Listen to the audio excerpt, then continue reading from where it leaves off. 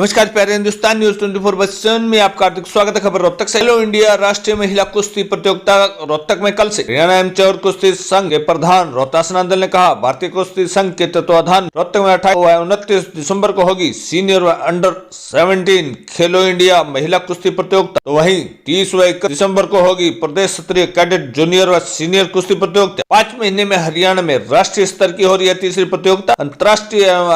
राष्ट्रीय स्तर के टॉप 10 खिलाड़ी लेंगे भाग। 28 दिसंबर को भारतीय कुश्ती संघ के अध्यक्ष एवं लोकसभा सांसद ब्रजभूषण शरण करेंगे इस प्रतियोगिता का शुभारंभ। प्रतियोगिता में हरियाणा, उत्तर प्रदेश, महाराष्ट्र, दिल्ली समेत 16 राज्यों के सीनियर व अंडर 17 के 600 खिलाड़ी लेंगे भाग। फ्री स्टाइल व ग्रीको रोमन दोनों स्टाइल की करवाई जाएंगी प्रतियोगिता। रोहतास नांदल ने कहा, UWW ने दिया आश्वासन, बीच कुश्ती भी ओलंपिक स्पोर्ट्स के मेन स्ट्रीम में जुड़ने के हैं पूरे आसार। 2024 के पेरिस ओलंपिक में होने की संभावना। खिलाड़ियों का बढ़ाने की नहीं है जरूरत। भारतीय कुश्ती संघ के अध्यक्ष व कॉमनवेल्थ आयोजक टीम के बीच बातचीत के बाद हट जाएगी कॉमनवेल्थ खेलों में लगाई रोक। से वैशाली सैनिक रिपोर्ट। ये जो नेशनल होने जा रहा है 28 दिसंबर और 29 दिसंबर को नांदल भवन बोहर के आंगन में होगा और इस गेम के मुख्य अतिथि भारतीय कुश्ती संघ के प्रधान और 7 बार लोकसभा के सांसद श्री ब्रजभूषण शरण सिंह जी होंगे। और मैं छोटी सी बात ये कहना चाहूँगा, कोई नेशनल ऐसा नहीं है जो माननीय अध्यक्ष जी ने मिस किया हो। और इसीलिए पिछले 1 दशक से आपने देखा होगा कुश्ती, चाहे वो कॉमनवेल्थ हो, चाहे एशियन गेम्स हो, चाहे ओलंपिक हो, कुश्ती के जिक्र के बगैर मेरे ख्याल में कोई भी इंटरनेशनल टूर्नामेंट होती नहीं है और सबसे ज़्यादा मेडल कुश्ती ही लेके आती है। और इसी कड़ी को आगे बढ़ाते हुए हरियाणा के ऊपर उन्होंने विश्वास किया और अपनी हरियाणा की टीम ने बड़े अच्छे ढंग से 2 नेशनल करवाए हैं। ये तीसरा नेशनल हम विदिन 5 मंथ्स के अंदर करवा रहे हैं रोहतक के अंदर, बोहर नांदल भवन के अंदर, जिसमें लगभग 600 खिलाड़ी हिस्सा लेंगे। हमारे हरियाणा राज्य से ही नहीं, हरियाणा राज्य के तो इसमें लगभग 40% खिलाड़ी होंगे क्योंकि हमारा राज्य एक कुश्ती राज्य के रूप से जाना जाता है। बाकी महाराष्ट्र है, दिल्ली, यूपी, कर्नाटका, केरला, आंध्रा, तेलंगाना, जो सेलेक्टेड 10 प्लेयर हैं टॉप इंडिया के, उन प्रदेशों के, वो भी यहाँ इसमें अपना जोर दिखाने आएंगे इस नेशनल के अंदर। ये नेशनल एक अलग ही तरह का नेशनल है। वैसे तो नेशनल में सभी टीमों में सभी वेटों के खिलाड़ी जाते हैं, मगर इसमें हिंदुस्तान के जो अपने अपने राज्यों से टॉप 10 खिलाड़ी हैं वही हिस्सा लेंगे ताकि वो ओलंपिक के लिए उनकी तैयारी करवाई जा सके। मुख्य अतिथि होंगे हमारे सांसद जी, भारतीय कुश्ती के संघ के अध्यक्ष।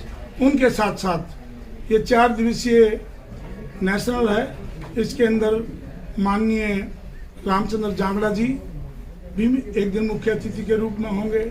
कंवरलाल पवार जी भी एक दिन के लिए मुख्य अतिथि के रूप में होंगे। मनीष ग्रोवर जी जो एक्स सहकारिता मंत्री रहे हैं, अपने रोहतक शहर से बिलोंग करते हैं, वो भी रहेंगे।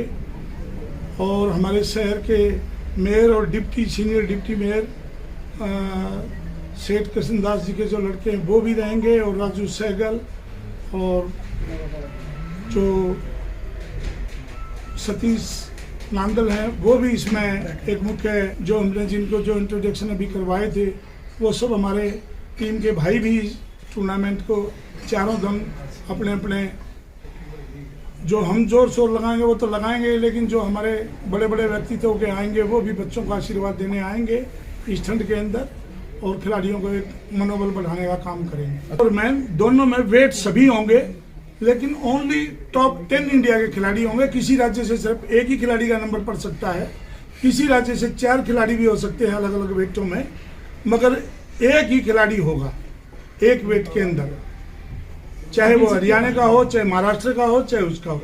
दूसरा खिलाड़ी दूसरे ही राज्य का मिलेगा। चैंपियनशिप में सिलेक्शन किया जाएगा जो ओलंपिक के लिए जिसकी तैयारी शुरू करवाई जाएगी। कितने खिलाड़ी को चयन किया जाएगा?